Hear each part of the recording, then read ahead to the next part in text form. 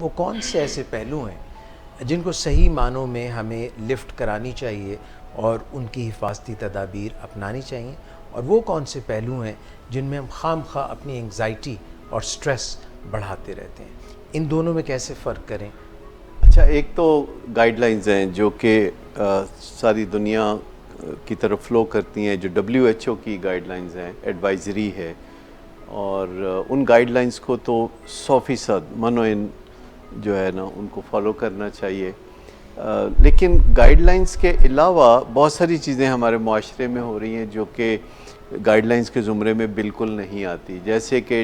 हमारे television channels ने ज़ोर शोर से जो खौफ पैदा करने की मुहिम शुरू की हुई है, जिसमें कि वो बताते रहते हैं कि किस मुल्क में या किस शहर में कितने मरीज़ हो गए हैं और उनमें से कितनों की वफ़ात हो गई है और कितने जो हैं उनकी हालत तशवीशनाक है, और इससे भी बढ़ कर के आने वाले दिनों में बहुत ज़्यादा ये कुछ होने वाला है। हालांकि कोरोना की बीमारी के हवाले से कुछ इतना बहुत ज़्यादा साइंस अभी नहीं जान सकी कि मुस्तकबिल के बारे में कोई ख़ास पेशगोई की जा सके। तो जो ये चीज़ें हैं बुनियादी तौर पर कि हाथ धोते रहें, क्योंकि बुनियादी बीमारी फैलती है जब हाथ मुंह को लगते हैं, और जब आप किसी से हाथ अगर मिलाते हैं तो वो फिर हाथ अपने मुंह को लगाएगा, तो इस तरीके से ये बीमारी, जिसे कहते हैं ना, हैंड टू माउथ कर देती है बंदे को। तो ये चीज़ें जो हैं ये तो बहुत ज़रूरी हैं। हाथों को सैनिटाइज़र से साफ़ करें अगर पानी या साबुन में असर नहीं है, और ये कॉन्शियसनेस पैदा करें बुनियादी तौर पर कि कब हाथ धोने की उनको ज़रूरत है। अगर वो अपने ऊपर एक तायराना नज़र डालते रहें कि उन्होंने कब अपने हाथों को आलूदा किया है किसी मानों में, और जब हाथ धोने हैं तो फिर 20 सेकंड तक साबुन से हाथ धोने हैं, फिर हिफ्ज़ मा तक़द्दुम के तौर पर 2-3 मिनट तक हाथ नहीं धोने, उससे हाथों को नुकसान हो सकता है। फिर जिस चीज़ से या जिस साबुन से आप हाथ धोते हैं, आपको ये भी देखना है कि वो आपको मुआफ़िक भी है कि नहीं। कई लोगों को कुछ ख़ास साबुन मुआफ़िक नहीं होते, जैसे मुझे डेटॉल या डेटॉल वाले साबुन या कोई ऐसी चीज़ मुआफ़िक नहीं है, तो फिर आप दूसरे जैसे लाइफबॉय साबुन है उससे आप हाथ धो सकते हैं। कोई भी साबुन अपनी जो इफ़ेक्टिविटी दिखाता है कोरोना वायरस के ख़िलाफ़, वो ख़ास तौर पर झाग की वजह से होती है और पानी के बहाव की वजह से होती है। तो जब पानी का बहाव होता है हमारे हाथों पर, तो वो जो अलाइश है, इसे हम जरासीम नहीं कह सकते वायरस को, क्योंकि जरासीम एक ज़िंदा चीज़ होती है। ये नीम मुर्दा नीम ज़िंदा सी चीज़ है जो कि इंसान के जिस्म में जाके गदर मचा देती है, लेकिन किसी सतह पर हो तो ये ख़ुद वल्नरेबल होती है, और अगर ज़्यादा देर तक किसी सतह पे रहे तो ये अपनी जो कुछ भी थोड़ी बहुत जान उसमें है वो खो देती है। तो कहने का मतलब ये है कि जो भी एडवाइज़री है उस पर पूरा अमल करना है, लेकिन इस बहाने बिस्तरों पे नहीं पड़ जाना, और अपनी ज़िंदगी को कुछ ना कुछ चलते रखना है, और उसके लिए अपनी ज़हानत का इस्तेमाल करना है कि वो कौन कौन से काम हैं जो आप घर बैठे कर सकते हैं फारिग बैठे रहने की बजाय। बेशुमार लोग हैं जो घर बैठे भी बहुत से काम कर सकते हैं, जैसे कि टेलीफोन पे हदायत दूसरों को देना, ये इसमें कोई ख़तरा नहीं है। अपने सेल फ़ोन का इस्तेमाल करते हुए आप दूसरों को हदायत दें। इसके अलावा ऑनलाइन काम जितने भी हो सकते हैं वो किए जा सकते हैं। फिर घर बैठे पढ़ने लिखने के जो काम है, अगर पुराना कोई अकाउंट था जो कि आपने नहीं देखा था, तो अपने अकाउंट्स के काम आप कर सकते हैं। इसके अलावा अगर आप घर पे हैं तो आप घरेलू काम कर सकते हैं, क्योंकि वो भी काम होते हैं। जब ख़वातीन घरों का काम करती हैं और हम नहीं समझते कि वो कोई ख़ास काम होता है, तो ये गलत बात है। जब आप घर पे रह रहे हैं तो ख़वातीन को आराम का मौका दें, और जो मर्द हज़रात हैं घर के वो भी काम करें, तो उस काम करने से जो एनर्जी है वो सही जगह चैनलाइज हो जाएगी और ज़्यादा खौफ पैदा नहीं होगा। क्योंकि जब हम कुछ नहीं करते और किसी चीज़ का फ़िक्र कर रहे होते हैं, तो हमारी जितनी एनर्जी पैदा हो रही होती है वो फ़िक्र करने के काम आने लगती है, वो फ़िक्र को एनर्जाइज़ करने लगती है। तो हमेशा कोशिश ये करनी चाहिए कि हमारी एनर्जी किसी ना किसी मुस्बत सरगर्मी में हो। लेकिन दो पहलू इसमें बड़े अहम हैं जिस पे अगर हम तवज्जो दें तो ये भी बचाव की एक सूरत है। एक तो सर्वाइवल ऑफ द फिटेस्ट और दूसरा रिडेंडेंट ना होना, यानी फाजिल ना होना। तो अगर से हमें घरों पे रहना है तो वो कायदे कानून की वजह से है, वो एडवाइजरी की वजह से है कि हमें महदूद रहना है, सोशल डिस्टेंसिंग करनी है, पर इसका मतलब ये नहीं कि हमने फारिग रहना है, क्योंकि जो फारिग रहता है वो फारिग हो जाता है, रिडेंडेंट हो जाना। ये इससे बचाव की ज़रूरत है कि अपनी अफादियत, अपनी कारकर्दगी को जिस हद तक भी आप बरकरार रख सकें तो दुनिया के काम के रहेंगे तो दुनिया में रहेंगे। सर्वाइवल ऑफ द फिटेस्ट में ये है कि अगर आप दूसरे लोगों की निस्बत ज़्यादा फिट हैं किसी भी सिचुएशन में तो आपके बचाव के इम्कानात ज़्यादा हैं, क्योंकि इंसानों के अंदर ये सर्वाइवल ऑफ द फिटेस्ट और रिडेंडेंसी का जो मामला है तो ये बज़ाहिर तो हमें बहुत अच्छा नहीं लगता, लेकिन हकीकत यही है। जैसे बाज़ार में दाम चीज़ों के ऊपर जाते हैं और नीचे आते हैं तो उसकी वजह डिमांड एंड सप्लाई का एक प्रिंसिपल है कि जब डिमांड ज़्यादा होगी तो हम ऊपर जाएंगे, डिमांड कम होगी तो हम नीचे आएंगे। तो कुछ चीज़ें हैं जो कि हमारी पसंद नापसंद से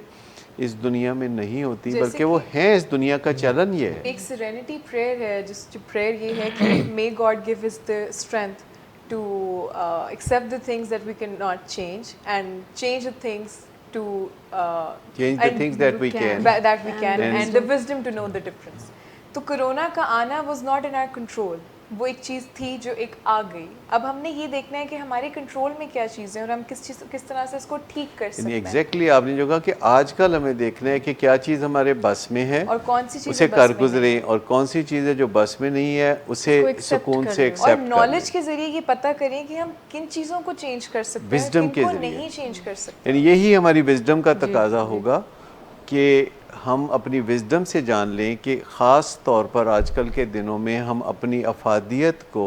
कैसे बेहतर बना सकते हैं। और बहुत से ऐसे काम हैं जो कि मैं करना चाहता था और वक्त नहीं मिलता था, जो मैं आजकल कर रहा हूँ। जैसे कि मुझे किताबें पढ़ने का बहुत शौक़ है हमेशा से, लेकिन किताबें इतनी ज़्यादा और इतनी अच्छी अवेलेबल होती जा रही हैं दुनिया में कि इतना वक्त नहीं मिलता था पढ़ने का। तो आजकल जो थोड़ा बहुत फुर्सत मिलती है तो पुरसुकून तरीके से बैठ के किताबें पढ़ते हैं। प्लस अपनी ज़िंदगी को मोनोटनी से निकालने के लिए मैं थोड़ा कुकिंग का शौक़ रखता हूँ। मैंने अभी रिसेंटली पिछले चंद दिनों में रसमलाई बनाना सीखी है। आपने जो बात की मिस सेरेनिटी प्रेयर की, वो तो बड़े अच्छा और ऊंचे दर्जे का काम है, लेकिन सर ने जो हॉबीज़ वगैरह की बात की, मुझे लगता है जो बचपन में हमें एक एंट एंड द क्रिकेट और रेनी डे की जो स्टोरी पढ़ाई गई थी ना, उसकी कोई वजह थी। वो इसलिए नहीं पढ़ाई गई थी कि वो किसी किताब में छप गई थी, वो इसलिए पढ़ाई गई थी कि हमें कोई लाइफस्टाइल कबल अज़ वक्त ऐसा इख्तियार करना कि कभी ज़रूरत पड़े तो हम कोप कर सकें किसी चैलेंजिंग टाइम के साथ। इसमें एक रुकावट ये होती है कि चूँकि फ़िक्र आ रहा होता है तो हमारा दिल ऐसे काम करने को भी नहीं चाहता जैसे कि किताब पढ़ें या कोई कुकिंग कर लें। लेकिन मैं आपको बताऊं कि अगर एक पहला स्टेप जो है ज़रा ज़ोर दे के आप जा खड़े हों काम करने के लिए किचन में, या आप किताब का कोई वर्क खोल के उसको पढ़ना शुरू कर दें, तो थोड़ी देर के बाद आपका दिमाग उस पर फोकस करने लगेगा। और अगर पूरे दिन को हम स्केड्यूल कर लें कि हम इतने बजे उठें, इतने बजे सोएं, फिर हम अपनी घर पे एक्सरसाइज कर सकते हैं। ऑनलाइन हम बहुत सारी चीज़ें हैं जो देख के कर सकते हैं। उसके बाद हम वॉक कर लें, फिर हम कोई चीज़ बना लें, फिर नहाना धोना, उसके बाद एक टाइम पे आप टीवी देख लें, एक टाइम पे आप कोई बुक पढ़ लें, फिर एक स्पेसिफिक टाइम है जिसमें आप घर वालों के साथ बैठ के बातचीत कर सकते हैं। जिससे हमारी लाइफ इतनी बिजी हो चुकी है कि हमारे पास वो क्वालिटी टाइम स्पेंड नहीं कर सकते थे हम, तो हम अपने कोरोना के अलावा भी कोई बातचीत कर सकते हैं कि लाइफ में और हमारी कोई बातचीत हो जो हम नहीं कर सके काफ़ी अर्से से, वो शेयर करने की बात हो सकती है। डॉक्टर साहब, इस पे मैं ज़रा आपकी राय चाहूँगी कि सोशल आइसोलेशन का गलगला है, तो जो मेड्स आती हैं या जो काम करने वाले दूसरे अफराद जो घर में मौजूद हैं वो रेजिडेंट मुलाजिम हैं या वो विजिटिंग मुलाजिम हैं, तो क्या उनको हम कहें कि ना आओ क्योंकि सोशल आइसोलेशन ये डिमांड करती है, और उनका जो रोज़गार है, क्योंकि इसके इकनॉमिक पर्सपेक्टिव्स भी हैं ना, तो हम कहते हैं काम पे ना आओ और फिर जाहिर है they don't deserve the pay या वट एवर, ये एक मुश्किल सा फैक्टर है। देखिए, अगर तो आप उन्हें रेगुलरली आपके घर काम करने वाले लोग हैं और अगर आप खुद उन्हें आने से मना करते हैं तो फिर उनकी तनख्वाह तो बनती है। पर वैसे बात यह है कि जो घरेलू मुलाज़िम होते हैं ये हमारे ख़ानदानी निज़ाम का हिस्सा हैं। तो जैसे ऐसे मौक़ों पर हम घर के अफराद में से किसी को नहीं कह सकते कि आप कहीं और चले जाएं, तो घरेलू मुलाज़मों को भी नहीं कह सकते। ये जो एडवाइज़री है वो सिर्फ ये कहती है कि जो नंबर ऑफ़ सोशल इंटरेक्शंस हैं उनको आपने ड्रास्टिकली नीचे लेके जाना है, जो कि हम बहुत हद तक नीचे ले जा चुके हैं। अगर आप देखें तो शादी ब्याह नहीं हो रहे, सोशलाइजेशन नहीं हो रही, और शादी ब्याह से मुतल्लक इंडस्ट्री बंद है, कैटरिंग की इंडस्ट्री बंद है, ब्यूटी पार्लर्स बंद हैं, ह्यूमन बीइंग एक दूसरे से इंटरेक्ट नहीं कर रहे, स्कूल कॉलेज यूनिवर्सिटियाँ बंद हैं, दफातर बंद हैं, सिनेमा बंद हैं, रेस्टोरेंट्स बंद हैं। तो इसका मतलब ये है कि अगर कोरोना की वबा से पहले हमारे इंटरेक्शन 100 होते थे तो अब ऑलरेडी हमारे इंटरेक्शन 10 से कम हैं, और अगर हम इनको कॉन्शियसली कुछ और कम करें तो उससे भी बड़ा फ़र्क पड़ सकता है। जैसे कि पहले अगर हम सोचते हैं कि रोज़ाना जाके बाज़ार से ग्रॉसरी लेके आएंगे,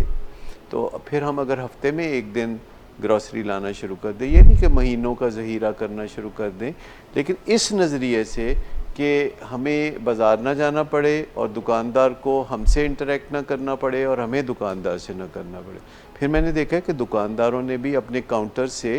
अपने कस्टमर का फासला दरमियान में रुकावट रख के थोड़ा बढ़ा दिया है, और जो काउंटर पे खड़ा है वो मास्क लेके खड़ा है क्योंकि उसने कम से कम 50 लोगों को इंटरेक्ट करना है। तो ये एक जो न्यूअर लाइफस्टाइल जिसे हम कहेंगे, ये न्यू नॉर्मल सा बनता जाएगा। आप देखिएगा कि जब कोरोना की वबा ख़त्म भी हो जाएगी तो लोग हाथ नहीं मिलाएंगे, क्योंकि अब दुनिया में ये अवेयरनेस आ चुकी है कि एक दूसरे की इज़्ज़त और ताज़ीम के नए तरीके सीखने पड़ेंगे। थोड़ा सा सर को झुका के, थोड़ा सा मुस्कुरा के दूसरों के साथ अपनी मोहब्बत और ताज़ीम का इजहार हम कर सकते हैं। तो जो इंटरेक्शंस हैं, जो एक्सपोजर्स हैं, अगर हम उनकी तादाद को कम करते चले जाएं तो हम बहुत से ऐसे काम कर सकते हैं, जैसे कि लोगों ने वॉक करना छोड़ दिया क्योंकि पार्क्स में जाने की इजाज़त नहीं है, लेकिन चूँकि आजकल फ़ज़ा हर जगह ही आलूदा नहीं है, ट्रैफिक ना होने के बराबर है, तो आप देख सकते हैं कि अगर आपके घर के बाहर सड़क की ट्रैफिक बिल्कुल भी नहीं है, लोग आ जा नहीं रहे हैं, तो आप थोड़ा वक्त निकाल के किसी मुनासिब टाइम पे वॉक कर सकते हैं, या अपने घर में वॉक कर सकते हैं, या अपने घर की छत पे वॉक कर सकते हैं। इसी तरह दरवाज़े अगर खुले रखने का मौका मिले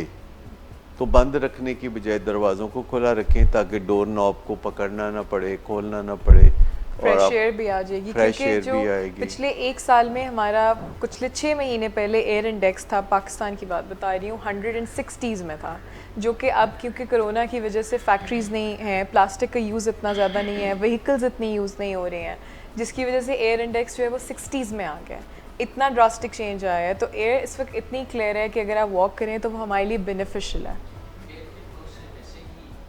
जो है डिसइंफेक्शन होता है, ये एक मुरवजा तरीका है, इसे एरेशन कहते हैं। ये जो हमारी म्यूनसिपल सप्लाई होती है पानी की, इसको साफ़ करने का एक मेथड ये भी है कि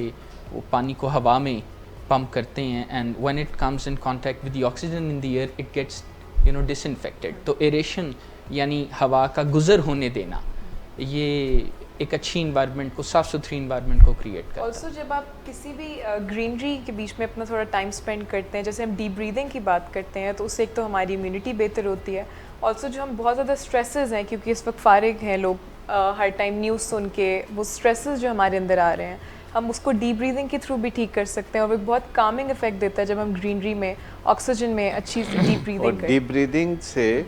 हमारा जो निज़ाम तनफ़्फ़ुस है उसकी एक्सरसाइज हो जाती है। उसमें बड़े टाइनी मसल्स होते हैं कि जो लंबा सांस लेने से उनकी पूरी एक्सरसाइज हो जाती है। रेगुलरली यूज़ नहीं करते हैं, तो जब हम डीप ब्रीदिंग करते हैं तो हम अपने रेस्पिरेटरी सिस्टम को स्ट्रॉन्ग कर रहे होते हैं। गालिबन सर का इशारा इस एक्सरसाइज की तरफ इसलिए भी है कि सर जो हमारा रेस्पिरेटरी सिस्टम मसल्स हैं उनको स्ट्रॉन्ग करने से हम वायरस के साथ ज़्यादा अच्छा कोप कर सकते हैं, should there be exposure. More than that, हमारे ब्रेन को जब ऑक्सीजन की क्वांटिटी बेहतर हो जाती है, डीप ब्रीदिंग क्यों हमारे अंदर एंग्जाइटी को और वेलबींग, एंग्जाइटी को कम और वेलबींग को रिस्टोर करती है, बिकॉज शैलो ब्रीदिंग और डीप ब्रीदिंग के दरमियान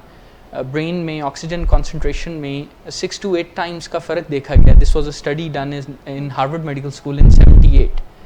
तो deep breathing psychological emotional wellbeing को भी बेहतर करेगी और रेस्पिरेटरी जो मसल्स हैं उनको भी बेहतर बनाएगी।